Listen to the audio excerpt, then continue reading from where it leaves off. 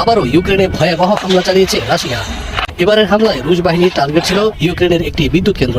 রাশিয়ার ওই হামলার পর উত্তর পশ্চিমাঞ্চলীয় সুমি অঞ্চলে বিদ্যুৎবিহীন হয়ে পড়েছে প্রায় 1 লাখ মানুষ। মূলত ইউক্রেন জুড়ে বিদ্যুৎ অবকাঠামোগুলোতে একের পর এক হামলা চালিয়ে যাচ্ছে রাশিয়া। এসব হামলার কারণে প্রায়শই দেশটির মানুষ ব্যাপক ব্ল্যাকআউটে নিমজ্জিত হয়ে থাকেন। এর ফলে লোকেরা পানি, শীতাতপ নিয়ন্ত্রণ বা জীবন রক্ষাকারী চিকিৎসা সরঞ্জাম ছাড়াই গ্রীষ্মের তীব্র পরিস্থিতি সহ্য করতে বাধ্য হচ্ছেন।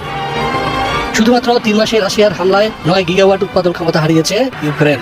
দেশটির জাতীয় বিদ্যুৎ সংস্থা ইউক্রেন আর্গো বলছে, শত্রুদের এই কর্মকাণ্ডে ইউক্রেন তার সমস্ত তাপ বিদ্যুৎ কেন্দ্র হারিয়েছে এবং ড্রোন বা ক্ষেপণাস্ত্র হামলায় সমস্ত পানি বিদ্যুৎ অবকাঠামো ক্ষতিগ্রস্ত হয়েছে।